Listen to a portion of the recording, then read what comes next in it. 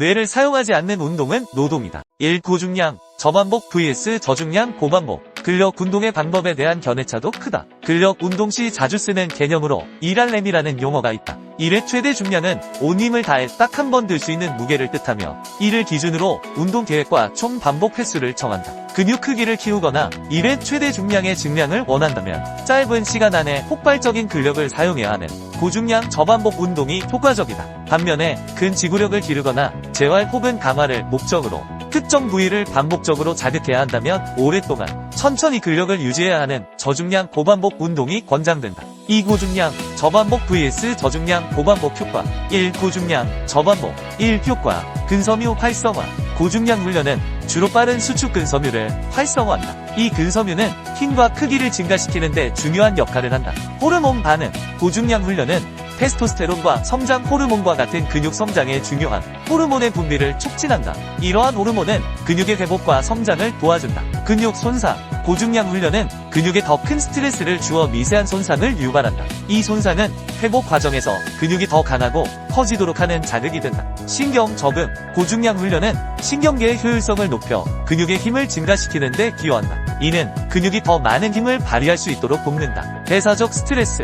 고중량 훈련은 대사적 스트레스를 증가시켜 근육 성장에 필요한 다양한 생리적 반응을 유도한다. 이 목표. 근력과 근육량 증가에 초점을 맞춘다. 근력 향상. 최대 근력을 키우고자 할 때 적합하다. 근육량 증가. 보디빌딩이나 파워리프팅과 같은 목표를 가진 경우 유리하다. 스포츠 성능 향상. 특정 스포츠에서의 힘과 폭발력을 필요로 하는 경우 효과적이다. 대사율 증가. 근육량이 증가하면 기초 대사량이 높아져 체중 관리에 유리하다. 3. 단점. 부상 위험. 잘못된 자세나 과도한 중량으로 인해 부상의 위험이 높다. 회복 시간 필요. 고중량 훈련 후에는 충분한 회복 시간이 필요하다. 기술 요구. 올바른 기술이 필요하며 초보자에게는 어려울 수 있다. 2. 저중량 고반복. 1. 효과. 근지구력 향상. 저중량 고반복 운동은 근육의 지구력을 향상시키는 데 효과적이다. 이는 장시간 동안 운동을 지속할 수 있는 능력을 키워준다. 부상 위험 감소. 상대적으로 낮은 중량으로 운동하기 때문에 부상의 위험이 줄어든다. 특히 초보자나 재활 중인 사람에게 적합하다. 체지방 감소. 고반복 운동은 심박수를 높여 칼로리 소모를 증가시키고 체지방 감소에 도움을 줄 수 있다. 근육의 정해. 반복적인 운동을 통해 근육의 정의를 높이고 체형을 개선하는 데 기여할 수 있다. 운동의 다양성. 다양한 운동을 시도할 수 있어 지루함을 줄이고 운동에 대한 흥미를 유지할 수 있다. 이 활용 방법. 1분동 프로그램 설정. 저중량 고반복 운동을 포함한 프로그램을 설정한다. 예를 들어 12-20회의 반복을 목표로 하고 2-4세트로 구성할 수 있다. 이 운동 종류 선택. 스쿼트, 푸시업, 덤벨 컬 등 다양한 운동을 선택하여 전신을 고루 운동할 수 있도록 한다. 3. 휴식 시간 조절. 세트 간의 휴식 시간을 짧게 설정하여 심박수를 유지하고 지구력을 더욱 향상시킬 수 있다. 4. 복합 운동 포함. 여러 근육군을 동시에 사용하는 복합 운동을 포함시켜 효율성을 높인다. 4. 단점. 근력 증가 제한. 근력 증가 효과가 고중량 훈련에 비해 상대적으로 적다. 근육량 증가 제한. 근육의 크기를 키우는 데는 한계가 있을 수 있다. 시간 소모. 같은 효과를 얻기 위해 더 많은 세트와 반복이 필요할 수 있다. 각 방식은 개인의 목표와 체력 수준에 따라 선택해야 하며 두 가지 방법을 적절히 조합하는 것도 좋은 접근법이다. 3. 고중량 저반복. 적절한 세트와 반복 수. 고중량 저반복 운동을 할 때 운동 주기는 개인의 목표, 체력 수준, 회복 능력에 따라 달라질 수 있다. 1. 반복 수 1-6회. 이 범위는 근력과 근육 크기를 동시에 증가시키는 데 효과적이다. 2세트 수 3-5세트. 각 운동에 대해 3-5세트를 수행하는 것이 좋다. 이는 충분한 자극을 제공하여 근육 성장에 기여한다. 3. 휴식 시간 2-5분. 세트 사이에 충분한 휴식을 취하여 다음 세트에서 최대의 힘을 발휘할 수 있도록 한다. 이러한 세트와 반복 수는 개인의 목표, 훈련 경험. 4주 2-3회. 고중량 저반복 운동은 근육에 큰 자극을 주기 때문에 같은 근육군을 주 2-3회 훈련하는 것이 적절하다. 이 경우 각 세션 사이에 최소 48시간의 회복 시간을 두는 것이 좋다. 5. 분할 훈련. 만약 주 4회 훈련을 원한다면 분할 훈련 프로그램을 고려할 수 있다. 예를 들어 상체와 하체를 나누어 훈련하거나 특정 근육군을 집중적으로 훈련하는 방식이다. 6. 회복. 고중량 운동은 근육에 큰 스트레스를 주기 때문에 충분한 회복 시간을 확보하는 것이 중요하다. 적절한 영양 섭취와 수면도 회복에 큰 영향을 미친다. 3. 운동 주기. 최적 운동 주기는 개인의 목표, 경험 수준, 회복 능력에 따라 다를 수 있다. 1. 고중량 저반복 운동. 운동 주기 4-8주. 주기 설명. 이 기간 동안 고중량 저반복 운동을 집중적으로 수행하여 근력과 근육량을 증가시키는 데 초점을 맞춘다. 주기 후 1, 2주 정도의 회복 주기를 두어 근육과 신경계의 회복을 도모하는 것이 좋다. 이때는 저중량 고반복 운동이나 다른 형태의 운동으로 전환할 수 있다. 이 저중량 고반복 운동 주기 4, 6주 주기 설명. 이 기간 동안 저중량 고반복 운동을 통해 근지구력을 향상시키고 체지방 감소를 목표로 할 수 있다. 주기 후 1, 2주 정도의 회복 주기를 두어 근육의 피로를 풀고 필요에 따라 고중량 저반복 운동으로 전환할 수 있다. 1. 적합한 운동 1. 고중량 저반복 운동 스쿼트 하체 근육을 강화하고 전신 근력 향상에 효과적이다. 데드리프트 등 하체, 코어 근육을 동시에 강화할 수 있다. 벤치프레스 가슴, 어깨, 삼두근을 집중적으로 발달시킨다. 숄더 프레스 어깨와 상체 근육을 강화하는 데 효과적이다. 바벨로 등 근육을 강화하고 자세 개선에 도움을 준다. 이 저중량 고반복 운동, 푸시업, 가슴, 어깨, 삼두근을 강화하며 체중을 이용한 운동으로 근지구력 향상에 좋다. 풀업 랩풀다운 등 근육과 팔 근육을 강화하는 데 효과적이다. 레그 프레스 하체 근육을 고반복으로 자극할 수 있다. 플랭크 코어 근육을 강화하고 지구력을 향상시킨다. 버피 전신 운동으로 심폐지구력과 근지구력을 동시에 향상시킬 수 있다. 5.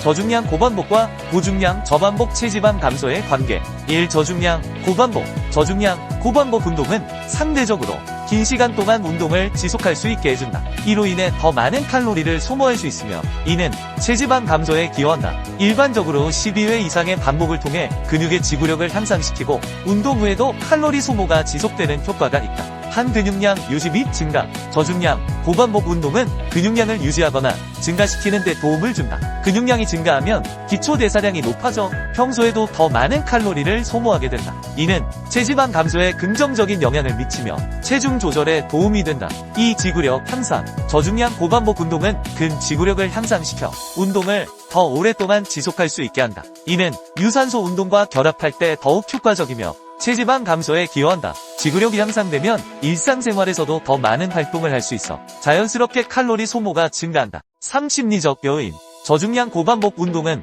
부상의 위험이 적고 운동 초보자도 쉽게 접근할 수 있어 지속적인 운동 습관을 형성하는 데 도움이 된다. 이는 장기적으로 체지방 감소에 긍정적인 영향을 미친다. 이 고중량 저반복 운동과 체지방 감소의 관계 한 근육량 증가 고중량 저반복 운동은 근육을 크게 자극하여 근육량을 증가시킨다. 근육량이 증가하면 기초대사량이 높아져 평소에도 더 많은 칼로리를 소모하게 된다. 이는 체지방 감소에 긍정적인 영향을 미치며 체중 조절에 도움이 된다.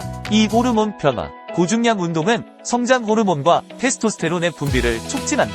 이 두 호르몬은 근육 성장과 지방 연소에 중요한 역할을 한다. 호르몬의 변화는 체지방 감소를 가속화하는 데 기여한다. 3. 운동 후 대사 증가 고중량 저반복 운동은 운동 후에도 대사율을 높이는 효과가 있다. 이 현상은 운동 후 산소 소비 증가라고 불리며 운동 후에도 칼로리 소모가 지속된다. 이는 체지방 감소에 기여하는 중요한 요소이다. 4. 지속적인 운동 습관 고중량 저반복 운동은 근육의 힘을 증가시키고 운동의 강도를 높일 수 있어 지속적인 운동 습관을 형성하는 데 도움이 된다. 이는 장기적으로 체지방 감소에 긍정적인 영향을 미친다. 운동을 지속적으로 하게 되면 체중 조절이 용이해진다. 6. 고중량 저반복 vs 저중량 고반복 경구 1. 연구 배경 연구자들은 근력 운동 경험이 없는 남성들을 고중량, 중중량, 저중량 고반복 그룹으로 나누어 운동 볼륨을 동일하게 설정하고 훈련을 실시했다. 결과적으로 고중량 저반복 그룹이 가장 큰 근력과 근육량 증가를 기록했다. 두 근력 운동의 본질 근력 운동은 자기 한계에 도전하는 과정으로 고중량 저반복 훈련은 긴 휴식 시간을 요구하고 저중량 고반복 훈련은 짧은 휴식 시간을 가진다. 이로 인해 자극 강도와 회복 시간에서 차이가 발생한다. 3. 스터 필립스 교수 연구팀의 발견 저중량 고반복 그룹이 최대 반복까지 운동한 경우 단백질 합성률에서 고중량 저반복 그룹보다 우수한 성과를 보였다. 저중량 고반복 훈련은 중량의 크기만으로 설명할 수 없는 근육 성장 메커니즘을 가지고 있음을 시사한다. 네. 장기 훈련의 결과 초기 연구에서 저중량 고반복 그룹은 단백질 합성률이 24시간 지속되었으나 장기 훈련에서는 두 그룹 간 차이가 없었다. 새로운 연구에서는 10명의 헬창을 모집하여 12주 동안 주 4회 운동을 실시한 결과 두 그룹 모두 근육량이 증가했으나 차이는 없었다. 7. 고중량 저반복 vs 저중량 고반복. 근육 발달에 뭐가 더 좋을까? 1. 근력 향상 측면. 고중량 저반복 최대 근력 향상에 매우 효과적이다. 무거운 중량을 다루면서 근신경계가 적응하고 근섬유의 동원 능력이 향상된다. 저중량 고반복 근지구력 향상에 효과적이지만 최대 근력 향상에는 상대적으로 제한적이다. 하지만 장기간 지속하면 근력 향상도 어느 정도 기대할 수 있다. 2. 근비대 측면. 고중량 저반복 특히 속근섬유의 비대를 촉진한다. 근육의 크기와 밀도를 증가시키는 데 효과적이다. 저중량 고반복 최근 연구에 따르면 근비대 효과가 고중량 저반복에 비해 크게 뒤떨어지지 않는다는 결과가 나오고 있다. 특히 지근섬유의 비대를 촉진할 수 있다. 3. 대사량과 체지방 감소 측면. 고중량 저반복 운동 후 과잉산소 소비량을 증가시켜 장기적인 대사량 향상에 도움이 된다. 저중량 고반복 운동 중 칼로리 소모가 더 많고 심혈관계 자극도 크기 때문에 단기적인 체지방 감소에 더 효과적일 수 있다. 3. 운동 경험에 따른 적합성. 고중량 저반복 어느 정도 운동 경험이 있는 중급자 이상에게 적합하다. 정확한 폼과 높은 집중력이 요구되기 때문이다. 저중량 고반복 초보자에게 더 적합한 방식이다. 기술적 난이도가 낮고 부상 위험이 적어 안전하게 시작할 수 있다. 8. 저중량 운동의 근육 성장 가능성. 저중량 운동을 지지하는 이유는 다음과 같다. 전통적으로 저중량으로 근육을 키울 수 없다고 여겨진 이유는 1957년 발표된 헤네만의 크기 원리에 기인한다. 이 이론에 따르면 근육 활성화는 운동 강도에 따라 작은 운동신경 단위부터 큰 단위로 순차적으로 이루어진다. 즉, 저중량 운동은 주로 지근섬유를 활성화시키고 강한 힘이 필요한 고중량 운동만이 속근섬유를 활성화하여 근비대와 근력 증가를 이끌어낸다고 생각되었다. 하지만 최근 연구에 따르면 최대 힘의 20%로 운동할 때도 근육이 피로해지면 순차적으로 더 큰 운동 신경 단위가 활성화된다는 사실이 밝혀졌다. 즉, 저중량 운동을 통해서도 결국 속근섬유까지 활성화될 수 있다는 것이다. 따라서 저중량 운동은 관절의 부담이 적고 다루기 편리하여 근성장이 가능하다는 결론에 도달했다. 9. 결론. 저중량 고반복 훈련은 단기적으로 단백질 합성률에서 우수한 성과를 보일 수 있지만 장기적인 근육 성장과 근력 증가에서는 고중량 저반복 훈련과 큰 차이를 보이지 않았다. 근력 운동의 효과를 극대화하기 위해서는 개인의 목표와 신체 상태에 맞는 다양한 훈련 방식을 조합하는 것이 중요하다. 결국 운동은 개인의 목표와 신체 상태에 맞춰 조정되어야 하며 올바른 방법으로 운동을 진행하면 근육 성장과 건강한 신체를 유지하는 데 큰 도움이 될 것입니다. 전달하자고 하는 내용은 싶은 건 뭐가 좋고 뭐가 나쁘다가 아니다. 어떤 운동이든지 꾸준하게만 한다면 긍정적인 효과를 얻을 수 있다.